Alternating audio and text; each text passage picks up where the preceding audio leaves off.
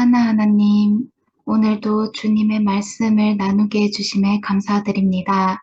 주님, 이 시간이 제가 아버지를 누리고 또 아버지와 사귐이 있는 시간이 되었으면 좋겠습니다. 하나님을 더없이 찬양하길 원합니다. 하나님의 위대하심을 외치길 원합니다. 하나님이 얼마나 아름다우시고 영광과 위엄이 가득한 분이신지 전해지길 원합니다. 부족한 제 입술을 쓰셔서 비록 어눌한 말일지라도 이 말씀에 나타난 주님의 능력과 영광에 모든 시선이 고정되게 해주세요. 제가 하는 것이 아니라 주님이 저를 통해 주님의 일을 해주세요. 감사드립니다. 예수님 이름으로 기도드립니다. 아멘. 네. 지- 지난 시간에 저희가 제사장의 위임식과 매일 드릴 번제에 대해서 살펴봤습니다. 그래서 그 부분에 대해서 조금 더 보충을 하자면 제가 이 제사장이 지내는 네 번의 그런 제사들, 속죄제와 번제와 그리고 핏부림과 이 요제, 이 네 번의 제사에 대해서 이것이 이스라엘의 출애굽 과정, 로마서 8장 30절에 있는 그런 미리 정하시고 부르시고 의롭다 하시고 영화롭게 하시는 것과 연결지었고 또 이것이 마크 빌츠 목사님의 성찬식에 네 번의 포도주를 나누는 그 의미로 재해석을 해서 이렇게 매칭을 시켰는데요.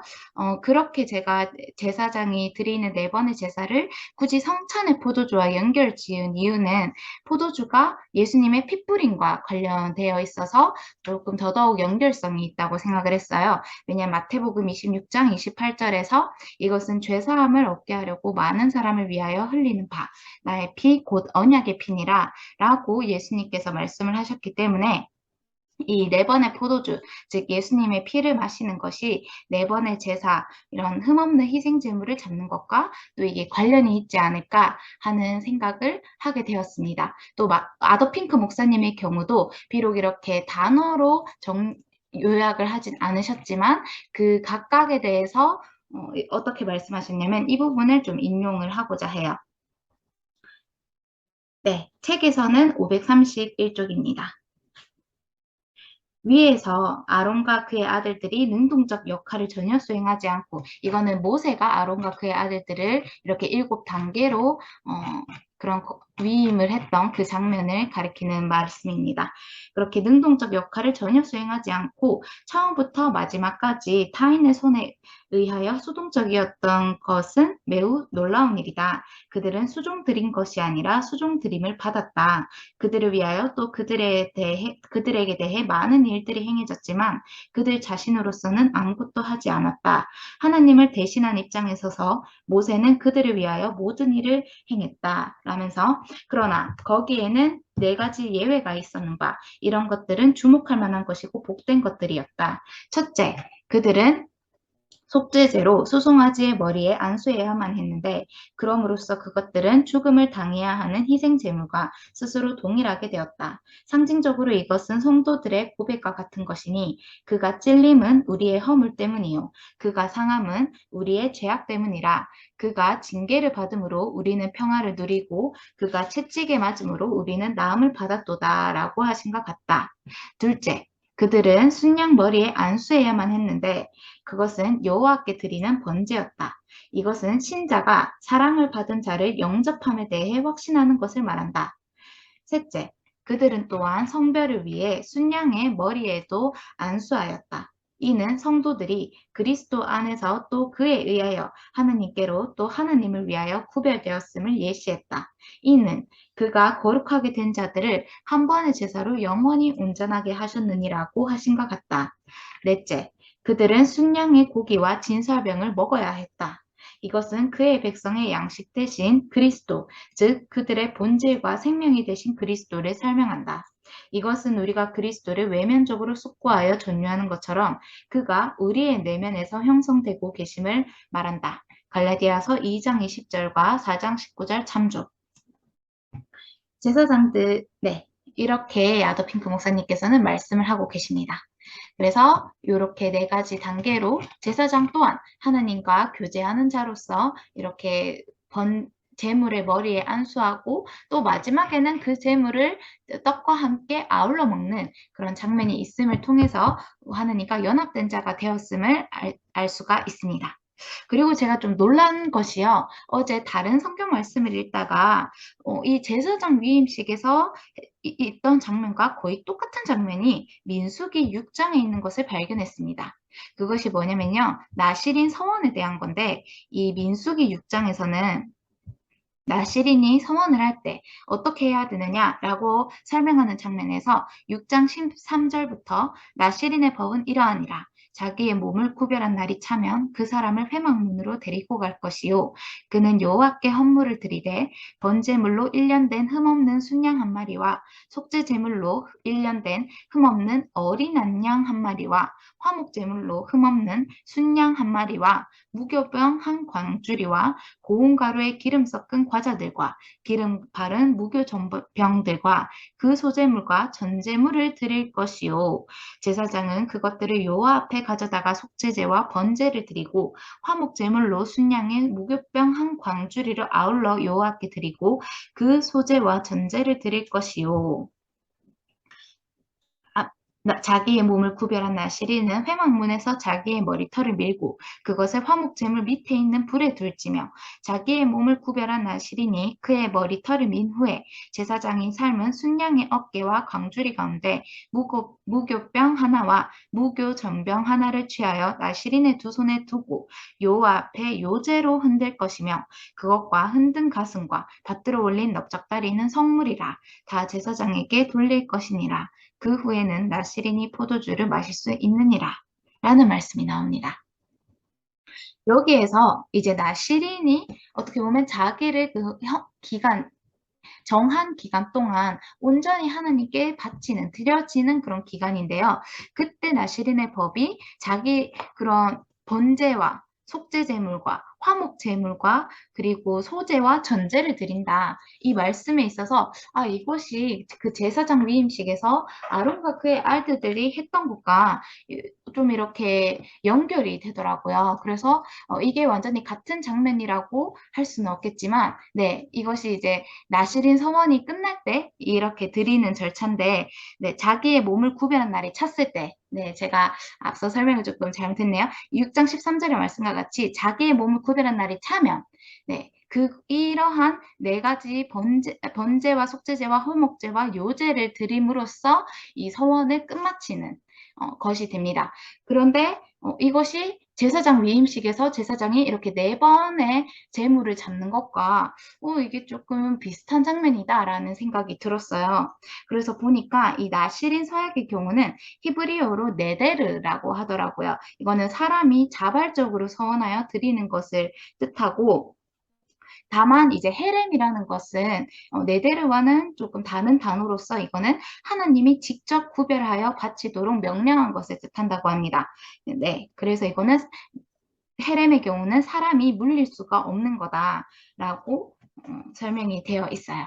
그래서 이 헤렘에 대한 거는 제가 이 아더핑크 목사님의 설명과 별개로 조금 더 보충해서 말씀을 드렸지만 어쨌든 우리가 그렇게 제사장이 되어 왕 같은 제사장이 된 것은 예수 그리스도의 피로 말미암은 것이고 화목 제물이 되신 그 예수님 보혈의 능력으로 우리가 하나님 앞으로 인도함을 받아서 하나님과 사귐이 있는 자가 되었는데 그것은 우리의 어떤 단기간에 뭔가 어떤 헌신이 아니라 우리의 평생 이 7일간 위임식 제사를 드렸던 것처럼 우리의 지상에서의 평생에 하나님과 그러한 화목하게 된 자로서 그런 직분을 감당하는 그리고 하나님을 섬기는 자가 되었다라는 말씀을 다시 한번 강조를 드리고 싶습니다. 네. 그리고요. 이번 시간에는 매일 드리는 번제는 지난 시간에 했고 금양단에 대해서 말씀을 보고자 합니다. 금양단에 대한 말씀은 출애굽기 30장 1절부터 10절까지 있어요. 너는 분양할 제단을 만들지니 곧 조각목으로 만들되 길이가 한 규빗, 너비가 한 규빗으로 네모가 반듯하게 하고 높이는 2규빗으로 하여 그 뿔을 그것과 이어지게 하고 제단 상면과 전후 좌우면과 뿔을 순금으로 싸고 그 주위에 금태를 둘을 찌며 금태 아래 양쪽에 금고리 둘을 만들되 곧 그 양쪽에 만들지니 이는 제단을 매는 채를 꿰 곳이며 그 채를 조각목으로 싸고 금으로 싸고 그 제단을 증거계 위 속죄소 맞은편 곧 증거계 앞에 있는 휘장 밖에 두라. 그 속죄소는 내가 너와 만날 곳이며 아론이 아침마다 그 위에 향기로운 향을 사르되 등불을 손질할 때에 살을 찌며 또 저녁 때 등불을 켤 때에 살을 찌니 이 향은 너희가 대대로 여호와 앞에 끊지 못할지며 라는 말씀에 있습니다. 이 금양단은요. 여기에서 우리가 또 한번 지난번 27장 20절을 할 때와 마찬가지로 반복을 하자면 왜 금양단이 성소 안의 기구이지만 30장에 와서야 제시되었을까 하는 질문에 있어서는 우리가 이렇게 설명을 할 수 있습니다. 이것은 제사장의 직무와 관련된 직접적인 직무와 관련된 것이기 때문에 먼저 제사장이 위임되어야 했다라는 것이 또 아더 핑크 목사님의 설명이기도 하고 또 한편으로는 이것이 이 두 가지가 이런 거죠. 출애굽기 25장, 26장에서 열거된 그런 기구들은 하나님께서 그리스도 안에서 그의 백성에게 나아오는 것과 맞닿아 있는 것이지만 그 반면에 출애굽기 30장에 있는 이 금양단과 속전과 물두멍, 금양단과 물두멍의 경우는 하나님께로 나아갈 수 있게 하신 그분의 예비하심과 그의 사랑의 풍부함, 즉 이제 사람이 하나님과 화목하게 된 사람이 하나님께 접근하는 방식을 묘사하고 있다라고 설명이 되어 있습니다. 그래서 이 금양단은 번제단과 마찬가지로 이 제단 사면에 금뿔이 있었고요. 이 금태를 둘렀습니다. 그리고 아까 봤듯이 각각 길이가 1규빗이고 높이가 2규빗으로 되어 있습니다. 그래서 이 향단의 불의 경우는 지금 여기에는 향단이 보이지 않지만 여기 위에 향단도 같이 놔두었거든요. 그럼 그 향단의 위에는 그 불을 피웠는데 그 향을 피우는 불은 번제단의 불에서 가져왔습니다. 그래서 사실상 금양단을 설명하려면 그에 앞서서 번제단이 먼저 제시되어야 했고 또 이 제사장의 직무가 관련이 되어 있었기 때문에 제사장의 위임식이 선행이 되어 제사장의 위임식에 대한 설명이 있었다라는 것이고요. 그렇게 해서 이것이 번제단과 금양단은 어떠한 차이가 있는가라고 봤을 때 우리가 이렇게 볼 수가 있습니다. 이 번제단의 경우는 바깥들에 있었고 이것은 노수로 만들어졌어요. 이 지상에서의 그리스도의 현현하심에 대한 것이 번제단이었다면 이 성소 내부에 있는 이 금양단의 경우는 하늘로 승천하신 그리스도의 사역을 나타낸다고 볼 수가 있습니다. 여기에서 이 금양단은요. 조각목으로 만들어서 금으로 쌌습니다. 이것은 저희가 알다시피 조각목은 예수 그리스도의 인성, 금은 신성을 나타내는 것이기 때문에 신인으로서, 갓맨으로서의 예수님을 나타낸과 동시에 금으로 둘러싼 것이 하늘에 계신 그리스도가 지금까지 우리와 그런 향을 통해서 교제를 하고 계시다. 또 우리를 위해 중보하고 계시는 그 사역을 나타내기도 합니다. 그래서 출애굽기 30장 3절에서 그 금태를 두른다라는 이 설명에서 이 금태가 마치 히브리서 2장 9절에 있는 말씀 죽음의 고난 받으심으로 말미암아 영광과 존귀로 관을 쓰신 예수를 보니 라는 말씀과 연결이 되는 거죠. 이 금태를 두른 것처럼 예수님도 그 이마에 영광과 존귀로 관을 두르셨다는 겁니다.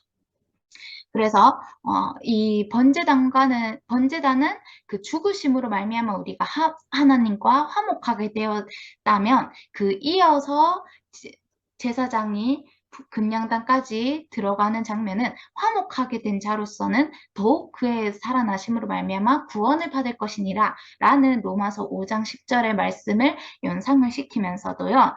그리고 로마서 8장 33절에 있는 예수 그리스도의 중보사역 다시 살아나신 이는 그리스도 예수시니 그는 하나님 우편에 계신 자요 우리를 위하여 강구하시는 자신이라 라는 말씀도 생각이 나게 합니다. 네. 그리고 이제 이 금태를 둘렀다고 했을 때 성막 기구 중에 금태를 두른 것은 세 가지밖에 없습니다. 첫 먼저는 언약궤요, 두 번째는 떡상이요, 세 번째는 분향단이 그것인데요. 이 금태를 두른 것 자체가 아까 우리가 앞서 봤던 그런 말씀과 연결이 되는 것이고, 그것이 각각 예수 그리스도를 나타낸다 라는 것, 예수 그리스도가 영광을 받으신가 관련된 것이 이제 다 진설병상과 분향단이라는 것이 주목할 만한 점입니다. 그러니까 성소 내부에 있는 기구들, 등잔대를 제외하고 그 성소 내부에 있는 기구들에는 금태를 다 둘렀다는 거죠.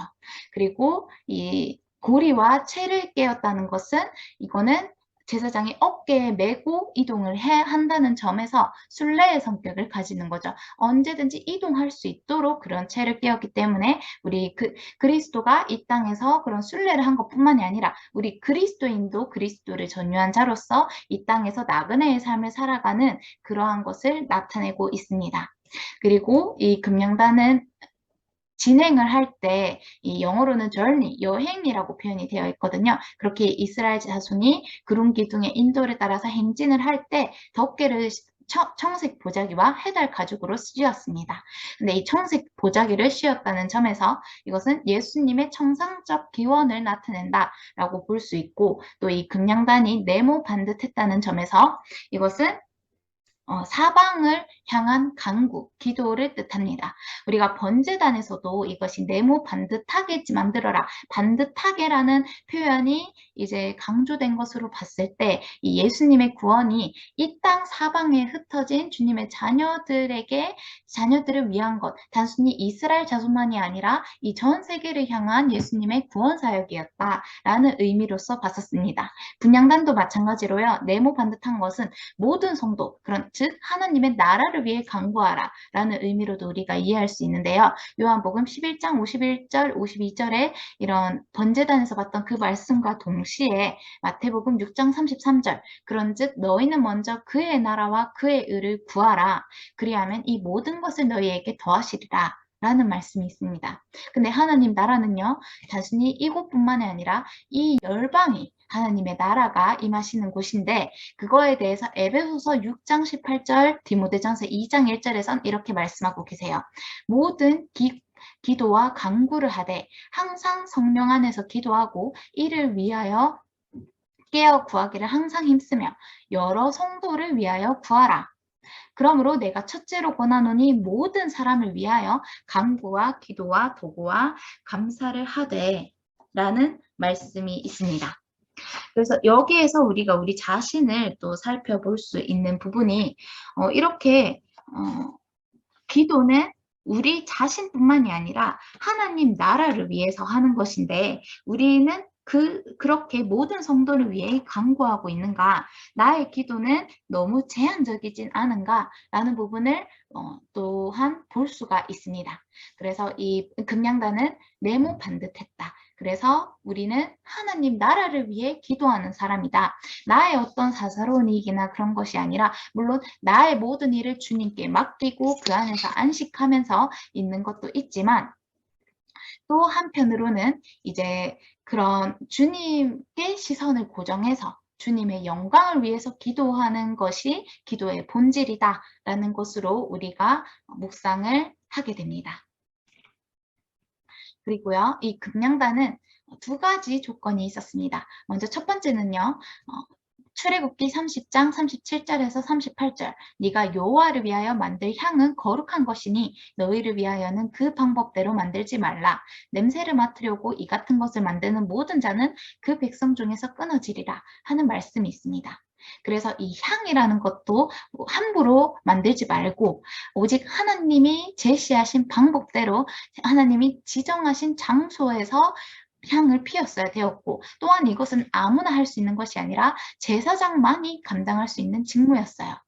그래서 이것을 어기려고 했던 왕이 우시아였는데, 우시아가 그로 인해서 나병의 형벌을 받게 되었습니다. 역대하 26장 18절에서 21절 말씀에서 우시아 왕 곁에 서서 그에게 이르되 우시아여, 여호와께 분향하는 일은 왕이 할 바가 아니요 오직 분향하기 위하여 무엇을 받은 구별함을 받은 아론의 자손 제사장들이 할 바니 성소에서 나가소서. 왕이 범죄하였으니 하나님 여호와에게서 영광을 얻지 못하리이다 라고 왕의 분향을 막는 장면이 나옵니다. 여기에서 이 구별함을 받았다라는 이 표현에서 우리가 알 수 있는 제사장은 성별된 자들이다. 그 평생에 하나님을 섬기도록 종신토록 섬기도록 성별함 받은 자들이다 라는 것을 우리가 다시 한번 볼 수 있고, 그 조언을 무시하고 우시아가 분향을 하려고 하다가 결국에는 그 이마에 나병이 생기게 됩니다. 그러자 그 당대의 대제사장이었던 아사랴와 모든 제사장이 성전에서 급히 쫓아냅니다. 왜냐? 이 성전은 그러한 부정한 자가 들어올 수 없는 곳이기 때문이에요. 그래서 왕 자신도 그런 두려움에 급히 나가고 제사장들도 이 성전을 거룩하게 유지하기 위해서 그 왕을 쫓아냅니다. 그래서 이러한 직무는 구별된 자가 해야 되었다. 라는 것이고요. 또 이 번제단의 불이 레위기서 16장 12절 13절에 보면 이 분향단의 불도 향도 아무나 만들면 안 되고 향을 피우는 자도 아무도 하면 안 되지만 그 향을 피우는 불도 아무 것에서 가져오면 안 되었어요. 그 불은 오직 묘 앞 제단 위에서 피운 불로 그것에 채웠어야 되었습니다. 그래서 이것은 그렇게 했을 때 그리하면 그가 죽지 아니할 것이요 라고 되어 있어요.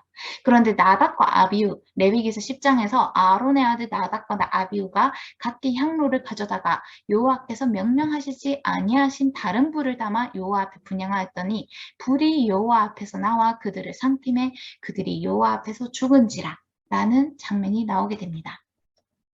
하나님, 우리 말씀 안에서 순종하지 못했을 때 그에 대한 하나님의 엄한 심판이 있다는 거예요.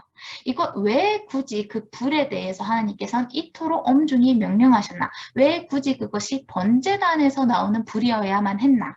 라는 것에서는 우리가 사도행전 말씀을 인용할 수가 있습니다. 4장 12절에 다른 이로서는 구원을 받을 수 없나니 천하 사람 중에 구원을 받을 만한 다른 이름을 우리에게 주신 일이 없음이라 하였더라. 아멘. 반드시 이 불이 번제단의 것이어야 되었던 이유는요. 우리가 구원을 받을 수 있는 한 길은 오직 그 제단이시자 제단에서 드려진 화목 제물이신 예수 그리스도로만 말미암기 때문이에요. 그러니까 다른 불은 인정이 되지 않는 겁니다. 왜요? 우리가 구원을 받는 유일한 길은 예수 그리스도였기 때문에 예수님만이 우리의 길이요 진리요 생명이십니다.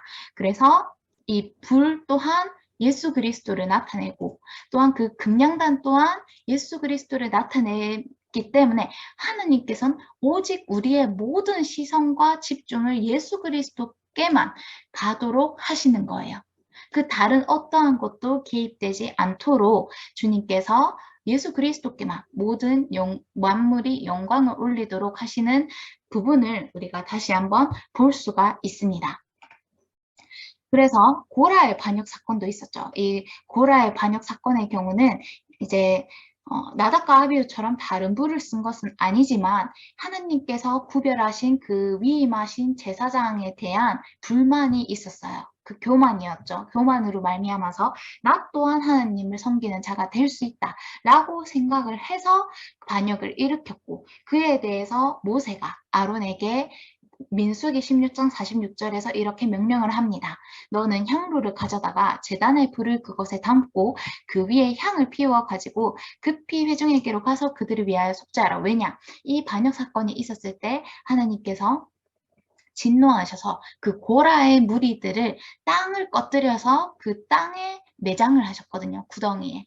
그 이후에 이렇게 반역했던 그 자손과 그 이스라엘 백성에게 하나님의 심판이 임하는 겁니다. 그래서 사람들이 죽기 시작했어요. 그 부분이 어디에서 나오냐면 민수기 16장 31절 그가 이 모든 말을 마치자마자 그들이 있었던 땅바닥이 갈라지니라. 땅이 그 입을 열어 그들과 그들의 집과 고라에게 속한 모든 사람과 그들의 재물을 삼키매 라는 말씀이 나옵니다. 그래서 고라의 가족은 그렇게 죽고 35절 여호와께로부터 불이 나와서 분향하는 250명을 불살랐더라 하는 말씀이 나오면서요.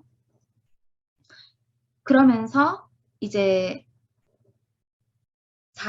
41절 이튿날 이스라엘 자손의 온 회중이 모세와 아론을 원망하여 이르되 너희가 여호와의 백성을 죽였도다 하면서 백성이 오히려 더 완악하게 나오는 장면이 나옵니다. 그러자 44절 여호와께서 모세에게 말씀하여 이르시되 너희는 이 회중에서 떠나라. 내가 순식간에 그들을 멸하려 하노라 하시매 그 두 사람이 엎드리니라. 이에 모세가 아론에게 이르되 너는 향로를 가져다가 제단의 불을 그것에 담고 그 위에 향을 피워 가지고 급히 회중에게로 가서 그들을 위하여 속죄하라. 여호와께서 진노하셨으므로 연병이 시작되었음이니라. 아론이 모세의 명령을 따라 향로를 가지고 회중에게로 달려간즉 백성 중에 병이 시작되었는지라. 이에 백성을 위하여 속죄하고 죽은 자와 산자 사이에 섰을 때에 연병이 그치니라. 고라의 일로 죽은 자 외에 연병에 죽은 자가 14,700명이더라. 연병이 그침에 아론이 회막문 모세에게로 돌아오니라 하는 말씀이 있습니다. 그래서 이 분향단과 제일 직접적으로 관계가 있는 장면이 민수기 16장이에요. 이 민수기 16장에서는 다른 직무가 아니라 그 향로에 대한 것이 나오게 됩니다. 그래서 이 7절에서 이런 말씀이 나와요. 모세가 고라 자손에게 내일 여호와 앞에서 그 향로에 불을 담고 그 위에 향을 두라. 그때에 여호와께서 택하신 자는 거룩하게 되리라. 레위 자손들아 너희가 너무 분수에 지나치느니라. 라는 말씀이 있으면서요. 그럼 왜 우리는 단지 고라 자손이 이렇게 불평을 했죠. 왜 우리는 단지 제사장일 수밖에 없나. 이런 3절에서 그들이 이렇게 말하는 거. 너희가 분수에 지나도다. 회중이 다 각각 거룩하고 여호와께서도 그들 중에 계시거늘 너희가 어찌하여 여호와의 총회 위에 스스로 높이느냐. 라면서 너희만 대제사장이냐. 너희만 하나님의 세우신 자냐. 우리도 하나님 섬기는 자다. 너희만 하나님을 아냐. 우리도 하나님을 안다. 이렇게 반역을 했을 때 했던 말이 그런 하나님이 세우 기름 부으신 자들에 대해서 분수에 지나치다고 감히 품평을 하는 겁니다. 죄송합니다. 품평을 하는 거예요. 근데 그렇게 품평했던 자들에 대해서 모세가 아니다. 오히려 너희가 분수에 지나치고 있다. 라면서 이렇게 경고를 하는 장면이 나오게 됩니다. 그렇게 향로를 준비했을 때 그 다음날 그 향로에서 250명을 불사르고 또 고라 자손은 땅 밑으로 꺼지게 되고요. 그 다음 날에 또 연병이 시작되자 대제사장 아론이 향로에 불을 피워서 백성을 위해 속죄하게 되죠. 그래서 이 장면은 금양단이 또한 어떤 속죄하는 기능으로서 쓰였다라는 것을 볼 수가 있는데요. 이것은 우리가 이 땅의 삶을 살면서 하느님 앞에 실수를 하고 죄를 지었을 때 예수 그리스도께서 거듭남자가 그렇게 실수하고 죄를 지음에도 예수 그리스도께서 하나님 우편에 앉아 계셔서 그의 백성 택하신 자녀를 위해서 중보하시는 그런 사역을 또한 연상시키는 부분이에요. 할렐루야. 이 향로는 거룩한 것이고 또한 이 분향도 아무나 할 수 있는 것이 아니고 아무 불로 할 수 있는 것이 아니다 라는 것이 나답과 아비후, 고라의 반역 그리고 우시아 왕의 사건을 통해서 우리가 볼 수가 있습니다. 그렇다는 것은 그리고 또 하나의 관계된 점은요. 이 번제단의 불뿐만이 아니라 분향단은 등잔대와도 관련이 있습니다. 왜냐하면 이 출애굽기 30장 7절에서 8절 아론이 아침마다 그 위에 향기로운 향을 사르되 등불을 손질할 때에 살을 찌며 라는 말씀이 나와요. 그러니까 아침과 저녁 때 등잔대에 그런 등불을 손질할 때 분향단의 불도 같이 살랐다는 겁니다. 이것은 무엇을 의미하냐? 하나님, 예수님이 아버지께로부터 우리에게 보내시는 보혜사, 곧 진리의 성령이 오시는 것과 관련이 되어 있어요.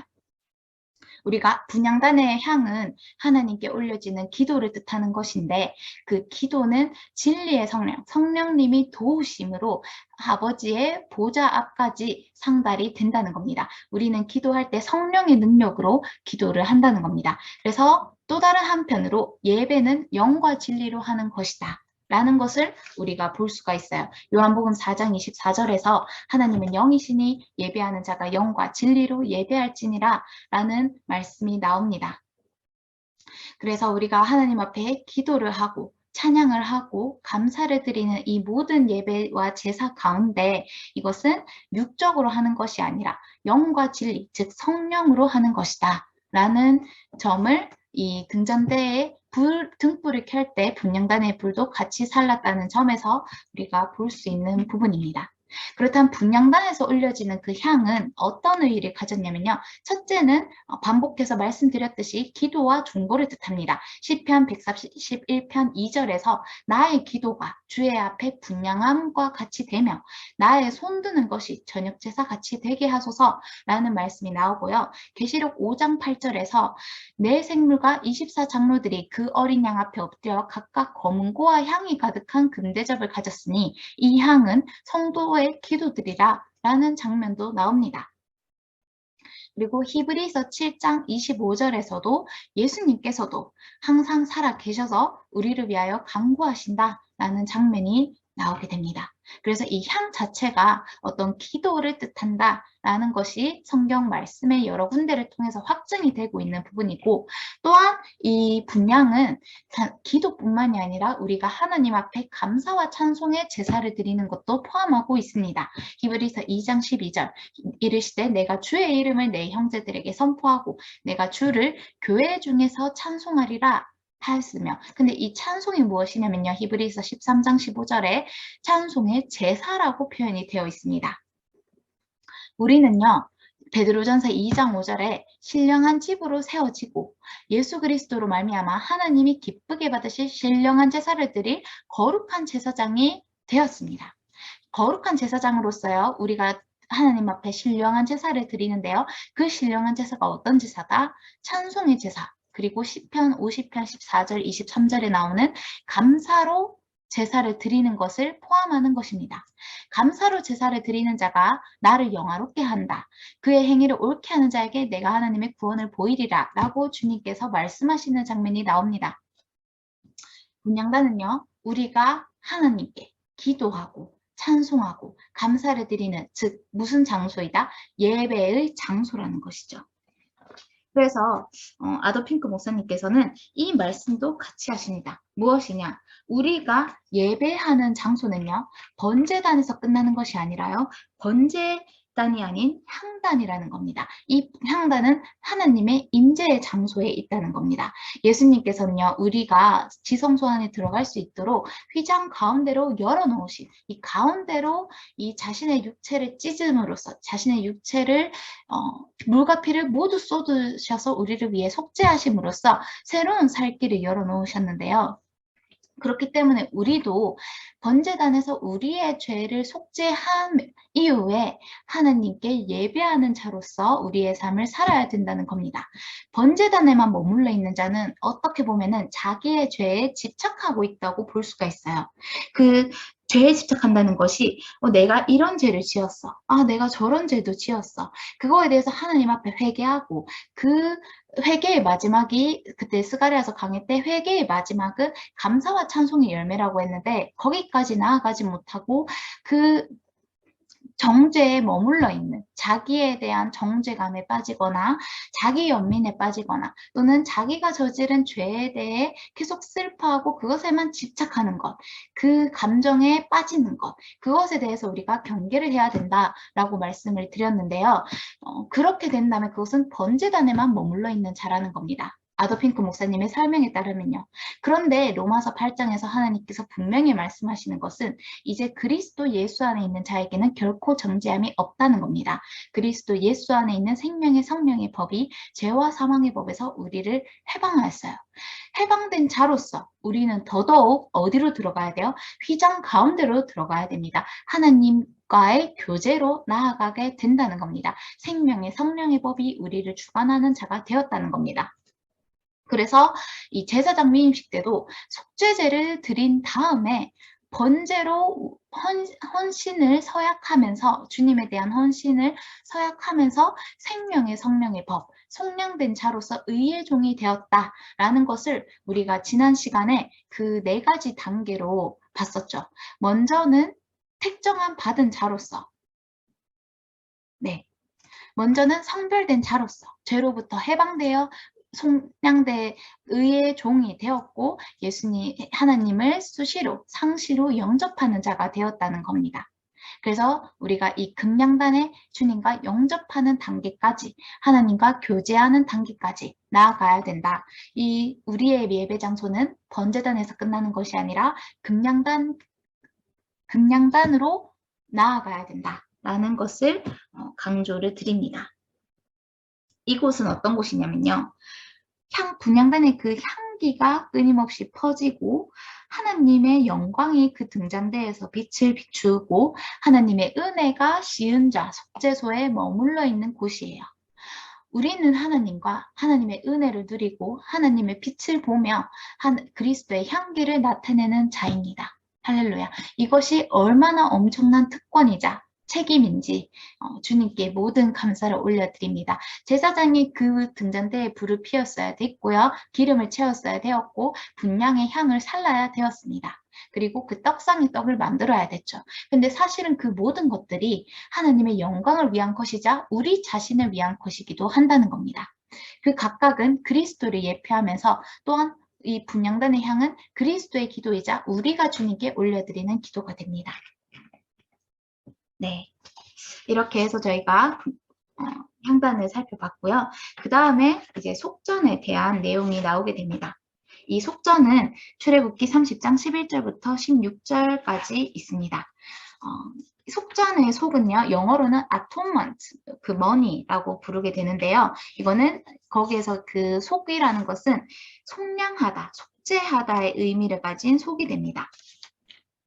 출애굽기 30장 11절에서 여호와께서 모세에게 말씀하여 이르시되 내가 이스라엘 자손의 수효를 조사할 때에 조사받은 각 사람은 그들을 계수할 때에 자기의 생명의 속전을 여호와께 드릴지니 이는 그들을 계수할 때에 그들 중에 질병이 없게 하려 함이라 라는 말씀이 나옵니다. 이것은 15절 너희의 생명을 대속하기 위하여 여호와께 드릴 때에 부자라고 반세겔에서 더 내지 말고 가난한 자라고 덜 내지 말며 너는 이스라엘 자손에게서 속전을 취하여 회막 봉사했으라. 이것이 여호와 앞에서 이스라엘 자손의 기념이 되어서 너희의 생명을 대속하리라 라는 말씀이 나옵니다.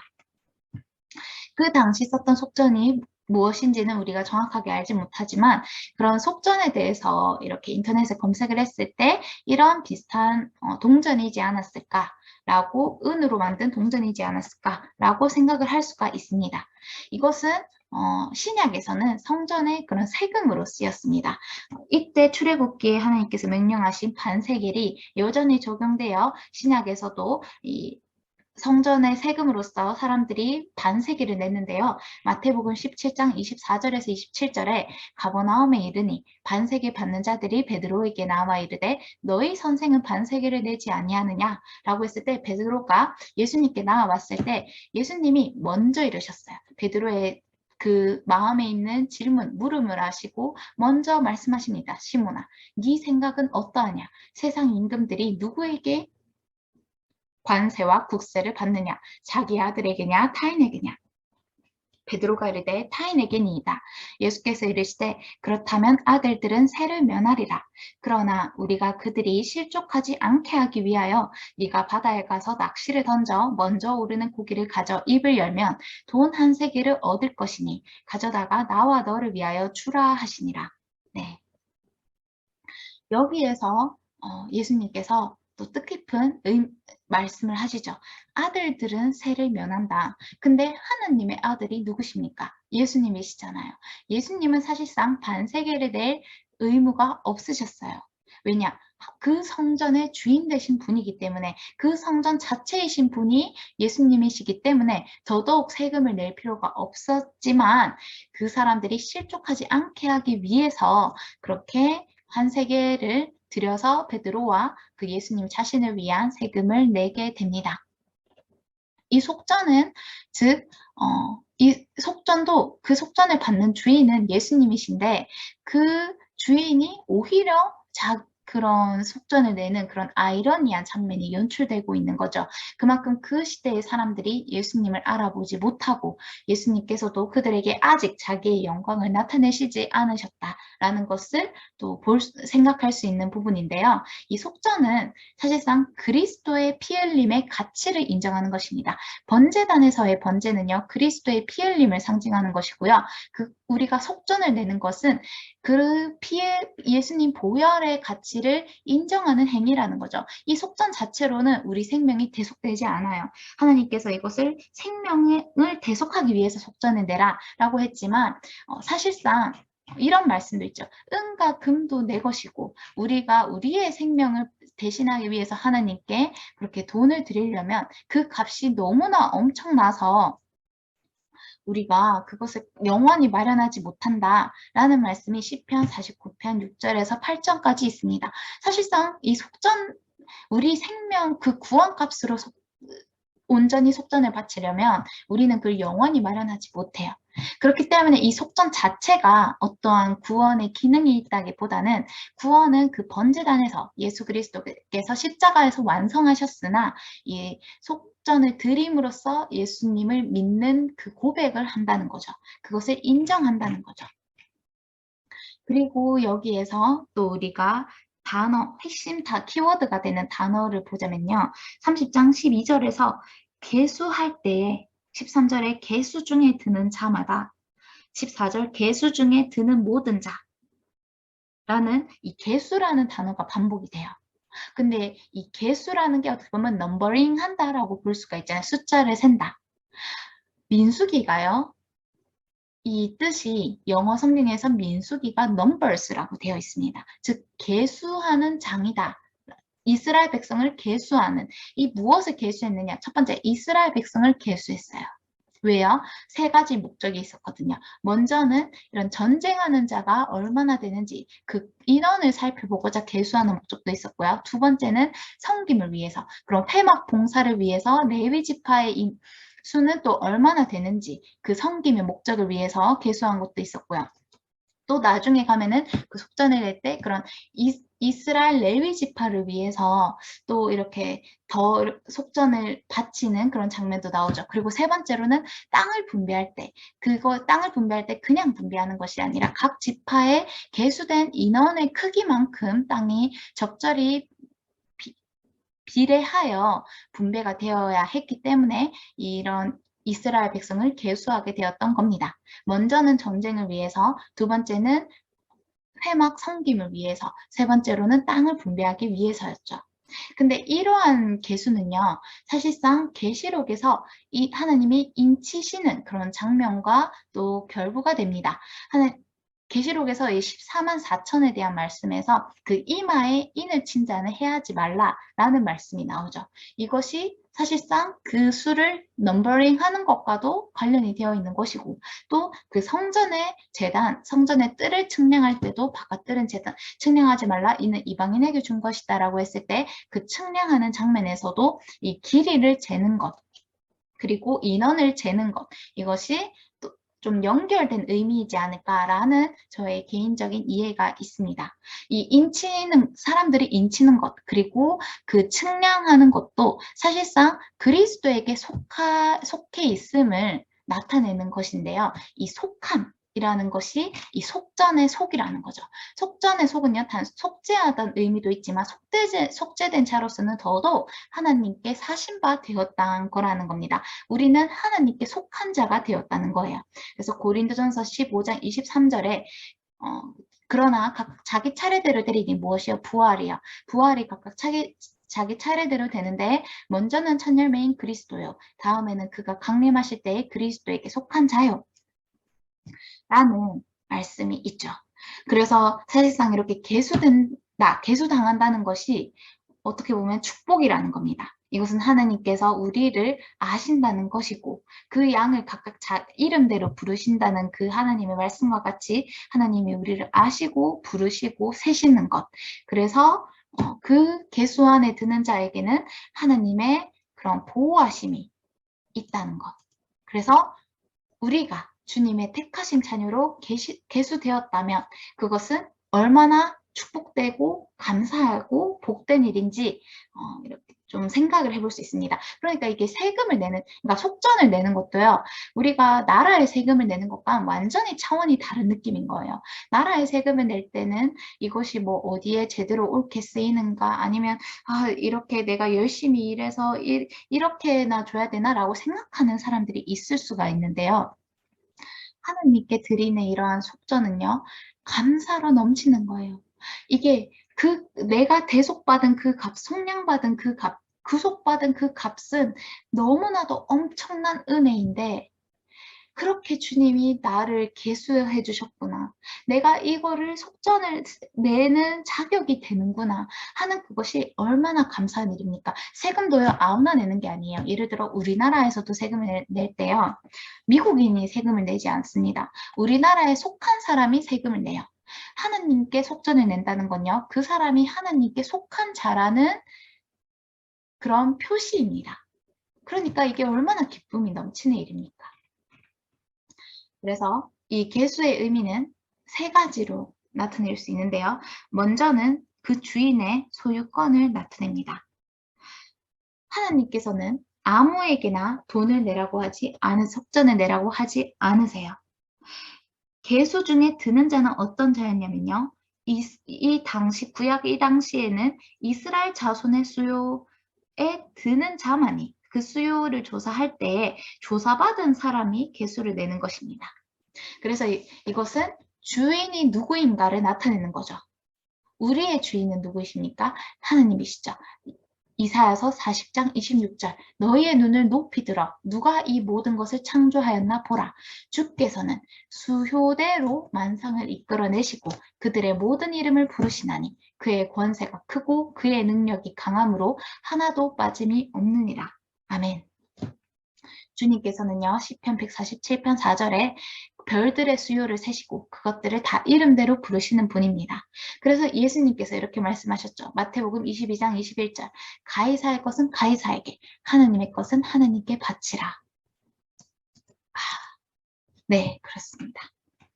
그래서 이렇게 수요를 조사한다는 것은 그 주인이 누구인가를 나타낸과 동시에 주인이 그 사람을 소유하고 있다, 존유하고 계시다라는 것을 의미합니다. 두 번째로는요, 그 주인의 그런 소유권을 가지고 있으면 주인의 마음대로 그 종들을 값으로 삼바된 그 사람들에게 행할 수 있는 것이 아니겠습니까? 이것은요, 그 사람에 대한 규제하는 권한도 하나님께 있다는 거예요. 규제한다는 것은 그 사람에게 어떠한 형벌을 내리든 심판을 내리든 그것은 주인의 주권이라는 겁니다. 이사야서 65장 12절, 내가 너희를 칼에 붙일 것인즉 다 굽으리고 죽임을 당하리니 이는 내가 불러도 너희가 대답하지 아니하며 내가 말하여도 듣지 아니하고 나의 눈에 악을 행하였으며 내가 즐겨하지 아니하는 일을 택하였음이니라 라고 했을 때 흥미로운 점은요, 이 칼에 붙일 것인즉 이라는 표현에서 KJV 성경은 이것에 대해서 number you to the sword라고 나옵니다. 그러니까 직역을 하자면 너를 칼에다가 계수한다 라는 뜻이 되는 거예요. number you to the sword. 하필 단어가 number이라는 단어가 쓰였어요. 그러니까 주님이 우리를 칼에 붙이는 것도요, 그 수를 세어서 그런 작정하신 그 수만큼 칼에 죽게 하신다는 겁니다. 이 칼로 죽임당하는 이 심판도요, 하나님의 넘버링 안에 있다는 거예요. 하나님의 규제, 그런 주인으로서 그 계수 안에 든 자에게 하나님이 임의대로 그런 법에 따라서 심판을 하신다는 거죠. 그리고 다니엘서 5장 26절에서도 그 글을 해석하건대 메네는 하나님이 이미 왕의 나라의 시대를 세워서 그것을 끝나게 하셨다 함이요 라는 말씀이 나옵니다. 이때는 벨사살 왕의 시대였죠. 벨사살 왕이 하나님 앞에 아주 가증한 일을 행했습니다. 성소의 기구를 가지고 술을 마시고 그것으로 하나님을 모욕을 했습니다. 그러자 그 촛대 맞은편 석회벽에 하나님의 어떤 손이 나타나서 글자를 새겼는데 그것이 메네 데겔 우바르시온이었어요. 그런데 그 메네의 뜻을 다니엘이 해석하기를 하나님이 왕의 나라의 시대를 세웠다, 넘버드 했다라는 겁니다. 하나님께서는요, 온 땅의 주님이신 거죠. 이 제국이 얼마나 강성하고 그 왕이 얼마나 막강하든지 간에 하나님께서는 이 모든 세상의 통치자들과 주관자들 위에 계신 분이라는 겁니다. 그래서 만물 위에 만물에 충만하신 하나님이시라는 겁니다. 그래서 하나님께서는 이렇게 사람들을 바라보시고 넘벌하시고 그리고 어떤 이는 칼에 붙이시고 어떤 이는 그 연수를 끝나게 하시고 또 어떤 이는 그 인쳐서 보호하시는 그런 모든 일을 행하신다는 겁니다. 그래서 민수기라는 이 넘버라는 이름을 가진 책은요. 하나님이 구속하신 백성, 이 출애굽기는 구속의 장이잖아요. 출애굽기에서 하나님의 구속하신 백성을 자신의 소유로 전유하신과 또 그들에 대한 규제를 설명하는 책이라고 볼 수가 있습니다. 그리고 이제 세 번째 의미로는요. 병사로 복무하는 것에 대한 그런 의미를 살펴보고자 합니다. 아까 우리가 민수기를 봤을 때 그것이 먼저는 전쟁에 나갈 자를 계수하는 의미도 있다고 말씀을 드렸었어요. 그래서 이 주인이 그 자기가 산 종들에 대해 또는 자기의 소유에 있는 사람들에 대해서 그 임의대로 할 수 있는 것이지 않습니까? 그래서 왕의 경우도 그 신하들과 군인들을 그런 자신의 지시에 따라서 이곳으로도 보내고 저곳으로 보내면서 전쟁을 하게 할 수가 있습니다. 우리는 마찬가지로 하나님께 병사로 복무하는 자들이에요. 출애굽기 15장 3절에서 이러한 말씀이 있습니다. 여호와는 용사시니 여호와는 그의 이름이시로다. 이 출애굽기 15장은요. 이스라엘 백성이 홍해를 건넜을 때 그 기쁨과 감사에 도취되었을 때 이런 노래 찬양을 불렀던 그 가사 중에 일부예요. 25장 3절이. 근데 그때 말씀하는 거예요. 여호와는 용사시다. 여호와는 그의 이름이시다 라고 백성이 찬송하는 겁니다. 시편 24편 8절에서도 영광의 왕이 누구시냐 강하고 능한 여호와시요 전쟁에 능한 여호와시로다.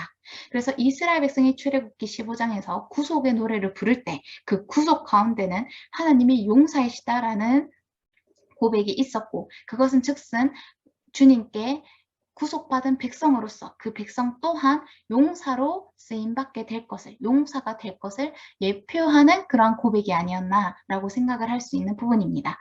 우리 또한 디모데후서 2장 3절에서 4절을 보면요. 너는 그리스도 예수의 좋은 병사로 나와 함께 고난을 받으라 라면서 우리가 그리스도 예수의 병사이다 라는 말씀이 있고요. 그렇기 때문에 병사로 복무하는 자는 어떻게 살아야 됩니까? 자기 생활에 얽매이는 자가 하나도 없나니 이는 병사로 모집한 자를 기쁘게 하려 함이라. 아멘. 병사는요. 절대 복종입니다. 병사로 복무하는 자는요. 자기 사생활에 매이는 자가 없고요. 오직 그런 상사의 명령에 절대 복종하면서 병사로 모집한 자, 주인을 기쁘게 하는 거에 모든 마음을 씁니다. 그래서 역대상 21장에 나오는 다윗의 행동이 더더욱 하나님 앞에 죄였던 거죠. 다윗이 어떠한 일을 행합니까? 요압을 시켜서 이스라엘 모든 백성을 계수하고자 하는 마음이 생깁니다. 근데 이것이 사탄이 다윗의 마음을 충동질해서 그렇게 하도록 속인 거죠. 다윗이. 근데 그것이 하나님 앞에 죄가 되어 나중에 이스라엘 전체에 그런 역병이 도는데요. 왜 그것이 하나님 앞에 죄였나 하는 질문에서 그 계수를 했다는 것은 다윗이 이스라엘 백성을 하나님 것이 아닌 나의 것으로 돌렸기 때문이에요. 이스라엘은 누구의 병사입니까? 라는 질문에서 이스라엘은 홍해에서 애굽에서 구속받았을 때부터 주님 하나님의 것이었어요. 근데 다윗이 교만에 의해서 나의 백성, 나의 병사, 나의 힘이라고 착각을 했을 때 주님께서 그것을 엄하게 질책하셨던 거죠. 그래서 우리는 주님께 계수받은 자로서 어떠한 책임과 특권을 가지느냐? 하나님의 규제 안에 있는 자들이고 그 규제에서 벗어났을 때 심판이 임할 수가 있고요. 또한 하나님 앞에 병사로 복무하는 자가 됩니다. 할렐루야. 이것이 바로 이 속전을 낸다는 의미에 내포된 이제 의미들이죠. 그리고 이 속전은요. 그 값이 반세겔이었어요. 출애굽기 30장 31절 무릇 계수 중에 드는 자마다 성소의 세겔로 반세겔을 낼지니 한 세겔은 20게라라 라는 말씀이 나옵니다. 즉 반세겔은요 10게라였던 거죠. 근데 우리 아더핑크 목사님은 숫자를 또 그 영적인 산술 언어로 해석하시기 때문에 이 10게라의 10이 우리가 이제는 다 알죠. 인간의 의무와 책임을 나타내는 숫자다 라면서 이제 하나님께 계수받은 자로서 구속된 백성으로서 가지는 책임과 특권을 나타낸 값이다 라고 설명을 하십니다. 참고로 이 한 세겔은요 노동자의 4일 품삯입니다. 그렇다는 것은 한 개라는 1일 품삯의 5분의 1이라는 뜻이죠. 그렇다면 그 속전으로 냈던 반세겔은 이틀치 품삯에 해당하는 양이라고 볼 수가 있어요. 그리고 이 10개라라는 점에서 이 10이라는 숫자가 또 어디에 나오냐면 누가복음 15장 8절 어떤 여자가 10드라크마가 있는데 하나를 잃으면 등불을 켜고 집을 쓸며 찾아내기까지 부지런히 찾지 아니하겠느냐라는 말씀에서 이 10드라크마에 10이 나타난 것이 마치 그 10에서 하나를 잃으면 그 나머지 9라는 불완전한 수를 채우기 위해서 얼마나 애를 쓰고 숫자를 10으로 다시 완성하려고 노력하느냐 라면서 아더핑크 목사님께서 그와 같이 이 10게라가 어떤 인간의 의무의 그런 완전함을 나타내는 그런 숫자다 라고 설명을 하십니다. 참고로 이 누가복음 비유에 쓰였던 드라크마의 경우는요. 헬라 당시에 쓰였던 그 1일치 품삯이었어요. 그리고 마가복음의 12장 42절에 한 가난한 과부는 와서 두 렙돈 곧 한 고드란트를 넣는지라 라고 했을 때 이 고드란트는요 한 데나리온과 같은 값을 가집니다. 이것은 데나리온이라는 것은요 로마의 1일 품삯 참새의 그런 가치가 되는 그 한 데나리온의 64분의 1 의 값이 됩니다. 그래서 이 가난한 과부가 와서 넣었던 이 한 고드란트의 가치는요. 하루치 품삯의 64분의 1이에요. 그러니까 사실상 성소의 반세겔로 따지면 한참 모자르는 값이죠. 근데 여기에서 더 이렇게 감동이 되는 부분은 예수님께서 그 가난한 과부의 믿음을 아시고 그 과부가 다른 사람보다 가장 많이 넣었다. 라고 말씀하시는 장면이 또 얼마나 아름다운지 모릅니다. 그러니까 하나님께서는 우리가 하나님께 드리는 그런 헌신을 보실 때도 많이 받은 자에겐 많이 요구하시고 적게 받은 자에게는 적게 요구하시는 그러한 형평성을 갖고 계시다는 거죠. 참고로 이 성소의 세겔은요. 가난한 자든 부한 자이든 똑같이 반세겔을 내어야 됐습니다. 그래서 이 가난한 과부의 비유와는 조금 다른 내용인데요. 근데 어쨌든 이 성경에 나타난 드라크마나 고드란트 또는 세겔 이런 것들이 다 노동자의 품삯과 관련된 그런 명칭이었다라는 것을 말씀을 드립니다. 그래서 이것을 성소의 세겔로 내라. 근데 이 수식어가 성소의라는 부분에 있어서 우리가 또 유념할 수 있는 부분은 하나님께 물질을 바치는 것도 속전의 기준은 성소의 주인이신 하나님이 결정하신다는 거죠. 성소의 주인이신 하나님이 성소의 세겔로 속전 바치라고 명령하시는 장면에서 우리가 하나님을 섬기는 것도 하나님의 명령에 따라서 하나님이 지정하신 수단에 의해서 섬기게 된다는 겁니다. 네. 그런데 이 속전이라는 것은 사실상 은과 금으로 만들어진 은으로 만들어진 것으로서 이 은의 주인도 주님이시라는 것을 또 우리가 염두에 둬야 됩니다. 이 부분에 대해서는 제가 조금 이따가 다시 얘기를 하겠습니다. 어쨌든 이 세겔도 성소의 세겔로 바쳤다라는 것을 보고요. 네. 이거는 주님의 특별한 어떤 자비라고 볼 수도 있죠. 왜냐하면 정말 그 인간 구원을 위해 바치라고 하셨으면 우리가 영원히 마련하지 못할 것이었지만 주님께서는 그 모든 속죄 사역을 스스로 감당하시면서 그런 어떤 반세계만 내도록 하신 것이 가난한 자와 부한 자 모두에게 공평하게 적용을 하셨다는 겁니다. 이 은이라는 것은요. 말라기서 3장 3절에서 그가 은을 연단하여 깨끗하게 하는 자같이 앉아서 라는 표현에서 이런 공의로운 재물의 주인이 또 하나님이시고 또 하나님은 그 백성을 은처럼 깨끗하게 연단하시는 분이시다 라는 것과 또 연결이 되지 않나 하는 생각을 해봅니다. 그리고 이 은은 어떻게 쓰였습니까? 출애굽기 30장 16절에서 속전을 취하여 회막 봉사에 쓰라고 명령을 하세요. 이 회막 봉사에는 이 성소를 보수하는 공사에도 쓰였고 또 은받침과 같은 기구를 만드는 데도 쓰였다는 겁니다.